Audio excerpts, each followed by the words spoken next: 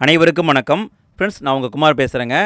இன்றைக்கி நம்ம தமிழ் தகுதி தேர்வு 10 பார்க்க போகிறோம். தினமும் டிஎன்பிஎஸ்சியுடைய நியூஸ் சிலபஸை அடிப்படையாக வச்சு 25 கேள்வியை நம்ம பார்த்துட்டு வந்துட்டுருக்கோம். இன்றைக்கும் 25 கேள்வியை நான் கொண்டு வந்திருக்கேங்க. இதை முழுமையாக அட்டன் பண்ணுங்கள் ஃப்ரெண்ட்ஸ். கடைசியாக உங்கள் ஸ்கோரை கமெண்ட்டில் பதிவு பண்ணுங்கள். ஃபஸ்ட்டு கமெண்ட்டில் இது வரைக்கும் நம்ம வீடியோ போட்டிருக்கோம் இல்லைங்களா, அதுக்கான லிங்க் கொடுத்துருக்கேன். தேவைப்படுறவங்க கிளிக் பண்ணி பாருங்கள். சரி, ஓகே, நம்ம இன்றைய வீடியோக்குள்ளே போகலாங்களா? எல்லாருமே ரெடியாக இருக்கீங்களா? சரி, ஓகே. ஃபஸ்ட்டு கேள்வியை பாருங்கள். ஒன்றறிவதுவே உற்றறிவதுவே, இதில் உள்ள உற்றறிதல் என்பதன் பொருள் என்ன? இது தொல்காப்பியத்திலிருந்து கேட்கப்பட்டிருக்கு. 9ஆம் வகுப்பு 9 8 நினைக்கிறேங்க. ஆமாம், 8ல் தான் இந்த டாபிக் இருக்குது. இதுக்கான பதில் உற்றறிதல் அப்படின்னா தொடுதல் உணர்வு. உற்றறிதல் என்றால் தொடுதல் உணர்வு. இங்கே பார்த்திங்கன்னா இந்த ஓரறிவு முதல் 6 அறிவு வரை இருக்கிற உயிரினங்களை கொடுத்துருப்பாங்க. அதை நல்லா பார்த்து வச்சுக்கோங்க. அதை வச்சும் எக்ஸாமில் கேள்விகள் வரும். ஓரறிவு உயிர் எது, 2 அறிவு உயிர் எது, எப்படி வகைப்படுத்துகிறாங்க அப்படிங்கிறதையும் பார்த்துக்கோங்க. அடுத்து 2வது கேள்வியை பாருங்கள். சுமந்தான், சுமந்து, சுமத்தல், இதனுடைய வேர்ச்சொல்லை அறிக. இந்த 3 சொற்களுக்கான வேர்ச்சொல் என்னன்னு கேட்குறாங்க. சுமந்தான், சுமந்து, சுமத்தல், இதனுடைய வேர்ச்சொல் சும. சுமை என்பதுதான் சரி. அடுத்து 3வது கேள்வியை பாருங்கள். சொற்களை பொறுத்துக. சொல்லையும் அதுக்கான பொருளையும் கொடுத்துருக்காங்க, கரெக்டாக பொருத்தணும். இதுக்கான பதில் பூதளம் என்றால் பூமி, கும்பி என்றால் வயிறு, பண் என்றால் இசை, பறவை என்றால் கடல்.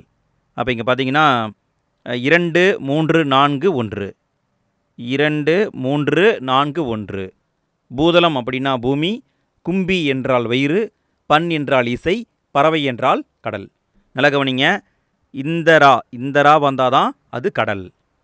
அடுத்து 4வது கேள்வியை பாருங்கள். தவறான இணையை கண்டறிக. இங்கே பிரித்து எழுதியிருக்காங்க. ஏதோ ஒன்றில் தப்பு இருக்குது, அது என்னன்னு கண்டுபிடிக்கணும். இதற்கான பதில் எம் உயிர் பிரிச்சிங்கன்னா எம் கூட்டல் உயிர், சரியாக தான் இருக்குது. சேவலகு பிரிச்சிங்கன்னா செம்மை கூட்டல் அழகுன்னு வராது, தவறு. சே கூட்டல் அழகு, சே கூட்டல் அழகு என்று தான் வரணும், அதனால் இது தவறு. கதவடைப்பு பிரிச்சிங்கன்னா கதவு கூட்டல் அடைப்பு, சரியாக தான் இருக்குது. பூங்கொடி பிரிச்சிங்கன்னா பூக்கூட்டல் கொடி, சரியாக தான் இருக்குது. அப்போ இதுதான் தவறு. 5வது கேள்வியை பாருங்கள்.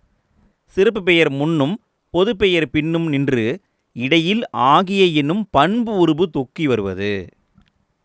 சிறப்பு பெயர் முன்னாடி வரும், பொது பெயர் பின்னாடி வரும், இடையில் ஆகிய என்ற பண்பு உருபு தொக்கினா மறைந்து வருவது. மறைந்து வருவது என்னன்னு கேட்குறாங்க. இதற்கான பதில் இரு பெயரொட்டு பண்புத்தொகை, இரு பெயரொட்டு பண்புத்தொகை. அடுத்து 6வது கேள்வியை பாருங்கள். குமரன் நேற்று வருவித்தான், எவ்வகையான தொடர்? குமரன் நேற்று வருவித்தான் என்பது இவ்வகையான தொடர். இதுக்கான பதில் பிறவினை தொடர், பிறவினை தொடர். அடுத்து 7வது கேள்வியை பாருங்கள். சரியான தொடரை கண்டறிக. அதாவது இங்கே வல்லினம் மிகும் இடம் மிகா இடம், சுருக்கமாக சொல்லணுன்னா சந்திப்பிலை. எந்த தொடரில் சந்திப்பிலை இல்லைன்னு கேட்குறாங்க. இதுக்கான பதில் உலகப்பந்து சுற்றுவதாக கனா கண்டேன். இங்கே இக்கு வந்திருக்கணும், அதனால் தவறு.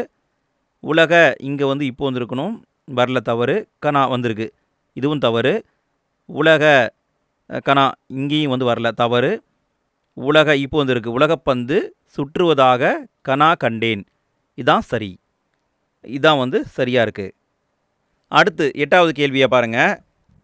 தலை, நீர், பறவை, மயில் ஆகியவற்றை குறிக்கும் ஓரெழுத்து ஒரு மொழி என்ன? தலை, நீர், பறவை, மயில் இவற்றை குறிக்கும் ஓரெழுத்து ஒரு மொழி என்ன? இதுக்கான பதில் கா, குரில் கா. கா அப்படின்னா தலையையும் குறிக்கும், நீரையும் குறிக்கும், பறவையையும் குறிக்கும், மயிலையும் குறிக்கும். அடுத்து 9வது கேள்வியை பாருங்கள். ஒருமை பன்மை பிழையை நீக்கி கண்டறிக. ஒருமை பன்மை இல்லாத தொடர் எதுன்னு கேட்குறாங்க. இதுக்கான பதில் ஒவ்வொரு ஊரிலும் கோவில் உண்டு. அதாவது பார்த்திங்கன்னா கோவில் என்பது சரிதான், ஆனால் ஒவ்வொரு அப்படின்னு வரக்கூடாது. ஏன்னா இங்கே பாருங்கள், உயிரெழுத்து வந்திருக்கு. உயிரெழுத்துக்கு முன்னாடி ஓர் அப்படிங்கிறது தான் வரணும். ஸோ இங்கே பார்த்தீங்கன்னா இது தவறு. இரண்டாவது பார்த்தீங்கன்னா ஒவ்வொரு ஊர்களிலும் அப்படின்னு வரக்கூடாது. இதுவும் தவறு. அடுத்து பாருங்கள், ஒவ்வொரு ஊரிலும் என்பதுதான் சரி. ஒவ்வொரு ஊரிலும் கோவில் உண்டு என்பதுதான் சரி. ஒவ்வொரு ஊர்களிலும் கோவில் உண்டு, இது தவறு. அப்போ இங்கே சரின்னு பார்த்தீங்கன்னா இதுதான் சரி. அதாவது உயிரெழுத்துக்கு முன்னாடி ஓர் வரணும். அப்படி பார்த்தீங்கன்னா ஒவ்வொரு ஊரிலும் கோவில் உண்டு என்பதுதான் சரி. அடுத்து 10வது கேள்வியை பாருங்கள். சிறியதாய் அமைந்த குளிக்கும் நீர்நிலைக்கு பேர் என்ன? சிறியதாக இருக்கும் குளிக்கக்கூடிய நீர்நிலை, அதுக்கு பேர் குண்டம் என்று சொல்வார்கள். இது வந்து 9th புக்கில் இருக்குதுங்க, குண்டம். அடுத்து 11வது கேள்வியை பாருங்கள். ஒரு பொருள் பன்மொழிகளை பொறுத்துக.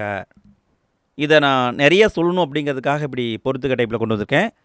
ஆனால் எக்ஸாம்பிள் பார்த்தீங்கன்னா ஒன்றே ஒன்று தான் வரும். இதுக்கான பதில் அன்பை குறிக்கக்கூடிய ஒரு பொருள் பன்மொழி நேச பாசம். நேசம் அப்படின்னாலும் அன்பு, பாசம்னாலும் அன்பு தான். இதுதான் ஒன்று. சந்திரன் அப்படின்னா திங்களையும் குறிக்கும் நிலவையும் குறிக்கும். அப்போ இது 2. மேன்மை அப்படின்னா சிறப்பு. சீர் அப்படின்னாலும் மேன்மை தான், சிறப்புனாலும் மேன்மை தான். அப்போ இது 3. சூரியன் அப்படின்னா ஞாயிறு கதிரவன் வரும், இது 4. அடுத்து 12வது கேள்வியை பாருங்கள். அன்னம் கவரிமான் இப்பொருள் தரும் சொல். அன்னம் கவரிமான் இரண்டையும் குறிக்கும் சொல் எதுன்னு கேட்குறாங்க. இதுக்கான பதில் எகினம். எகினம் அப்படின்னா அன்னப்பறவையையும் குறிக்கும், கவரிமானையும் குறிக்கும். அடுத்து 13வது கேள்வியை பாருங்கள். துன்னலர் எதிர்ச்சொல் அறிக. துன்னலர் என்ற சொல்லுக்கான எதிர்ச்சொல் கேட்குறாங்க. அப்போ துன்னலர்னால் என்னன்னு நமக்கு தெரியணும். துன்னலர் அப்படின்னா பகைவர்னு அர்த்தம். இங்கே என்ன கேட்டிருக்காங்க? எதிர்ச்சொல் தான் கேட்டிருக்காங்க. அப்போ நண்பர் என்பதாக சரி. துன்னலருக்கு எதிர்ச்சொல் நண்பர். அடுத்து 14வது கேள்வியை பாருங்கள். சரியான தொடரை கண்டறிக. எது சரியான தொடர்னு கண்டுபிடிக்கணும். இங்கே வந்திருக்கிறதுல எது கரெக்டுங்க? ஆசிரியர் பணித்ததால் மீனா பணிந்து படித்தாள், இது சரிதான். ஆசிரியர் வந்து பணித்தார்னா கட்டளையிட்டு செய்ய சொல்கிறது. ஆசிரியர் சொன்னதால் மீனா பணிந்து படித்தாள், சரிதான். ஆசிரியர் பணிந்ததால் மீனா பணிந்து படித்தாள், தவறு. ஆசிரியர் பணிவாலாம் சொல்லுவாரா? சொல்ல மாட்டார், அப்போ தவறு. ஆசிரியர் பணித்ததால் மீனா பணித்து படித்தாள், பணித்துன்னு வரக்கூடாது, பணிந்துன்னு வந்திருக்கணும். ஆசிரியர் பணிந்ததால் மீனா பணித்து படித்தாள், இதுவும் தவறு. அப்போ இங்கே பார்த்திங்கன்னா ஆசிரியர் வந்து பணிக்கணும், மீனா வந்து பணியணும். ஸோ இதான் கரெக்டு. அடுத்து 15வது கேள்வியை பாருங்கள்.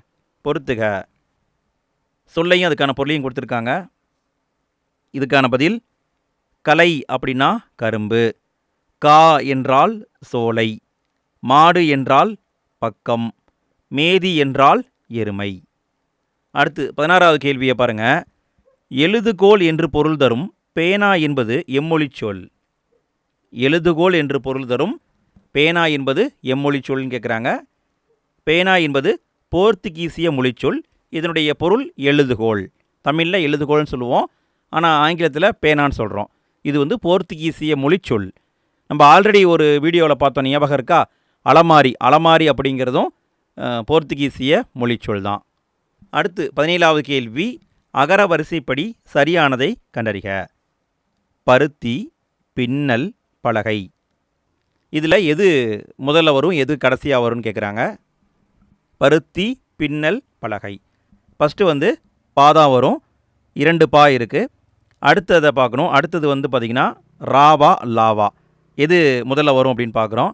இதில் ஃபஸ்ட்டு வர வேண்டியது ரா தான் ஃபஸ்ட்டு வரும். அப்போ பருத்தி என்பது தான் ஃபஸ்ட்டு, பலகை என்பது 2வது, அடுத்து தான் பி வரும். அப்போ பின்னல் என்பது 3வது. அப்போ இங்கே பார்த்தீங்கன்னா பருத்தி, பலகை, பின்னல், இதுதான் சரி. அடுத்து 18வது கேள்வியை பாருங்கள். சரியான நிறுத்தற்குறி உள்ளதை கண்டறிக. நிறுத்தற்குறியை வச்சு கேட்பாங்க. இதுக்கான பதில் மா, பலா, வாழை, முக்கணிகள்.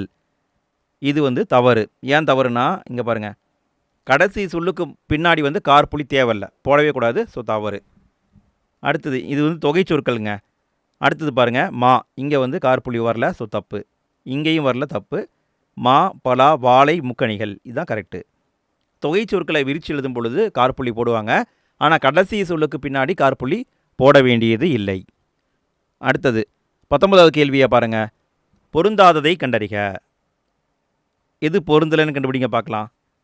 என்ன குமார் இப்படி கொடுத்துருக்கீங்களே, இதை வச்சு நான் எப்படி கேட்டிருக்கீங்கன்னு தெரிஞ்சுக்கிறது அப்படின்னா, எக்ஸாம்பிள் இப்படி தான் கேட்டிருந்தாங்க. இது பார்த்தீங்கன்னா இணை எழுத்துக்கள். இணை எழுத்துக்களை படிச்சிருக்கிறவங்களுக்கு இந்த டாபிக் புரியும், படிக்காதவங்களுக்கு புரியாது. எக்ஸாம்பிள் இப்படி தான் கேள்வி வந்திருந்ததுங்க. இதுக்கான பதில் அப்படின்னு பார்த்தீங்கன்னா, இக்குக்கு இணை எழுத்து இங்கு கரெக்டு, இட்டுக்கு இன் வரும் கரெக்டு, இத்துக்கு இப்பு வராது தவறு, இருக்கு இன் வரும் சரி. அப்போ இங்கே பார்த்தீங்கன்னா இத்து அப்படிங்கிறதுக்கு இணை எழுத்து இந்து, அதே மாதிரி இப்புக்கு இணை எழுத்து இம்மு. ஸோ இங்கே இதுதான் தவறாக வந்திருக்கு. அடுத்து 20வது கேள்வியாக பாருங்கள். எயிறு வேர்ச்சொல் அறிக. எயிறு இதுக்கான வேர்ச்சொல் கேட்குறாங்க. வேர்ச்சொல் எய் என்பது சரி. எயிறு வேர்ச்சொல் எய். அடுத்து 21வது கேள்வி. புவியியல் கலைச்சொற்களை பொறுத்துக. புவியில் இருக்கிற கலைச்சொற்களை கொடுத்துருக்காங்க. இது ஸ்கூல் புக்லேயே இருக்குது, 8th புக்கில் இருக்குதுங்க. இதுக்கான பதில் அக்ஃபேர் அப்படின்னா நீர்கொள் பாறை. அடுத்தது பார்த்திங்கன்னா இன்ஃபில்ட்ரேஷன் அப்படின்னா நீர் ஊடுருவல்.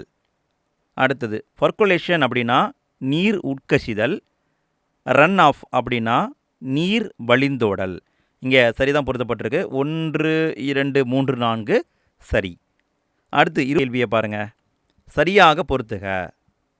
இலக்கண குறிப்பை வச்சு பொறுத்து சொல்லியிருக்காங்க. இதுக்கான பதில் உயர் சினை என்பது வினைத்தொகை, முது மரம் என்பது பண்புத்தொகை, கடிமகள் என்பது உரிச்சொற்றொடர், பகலுரை என்பது 7ஆம் வேற்றுமை தொகை. 7ஆம் வேற்றுமை தொகைக்கான உறுப்பு என்னன்னு தெரியுங்களா? கமெண்ட்டில் பதிவு பண்ணுங்கள் ஃப்ரெண்ட்ஸ்.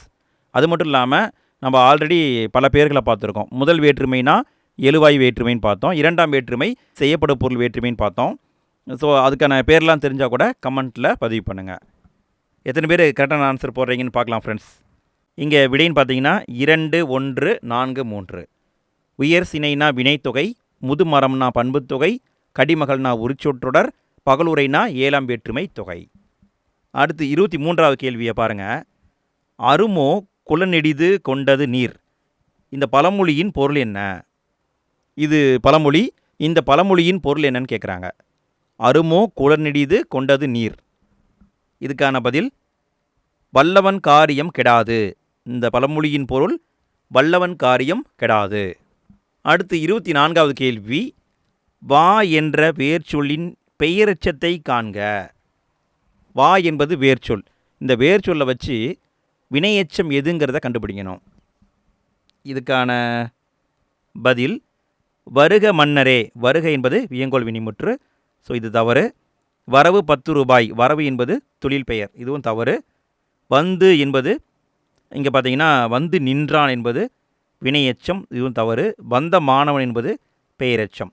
இங்கே கேட்டிருக்கிறது பெயரெச்சம் தான் கேட்டிருக்காங்க. ஸோ இதுதான் ஆன்சர். அடுத்தது 25வது கேள்வி, கடைசி கேள்வி. பொறுத்துக. இடைநிலைகளை வச்சு பொறுத்து சொல்லியிருக்காங்க.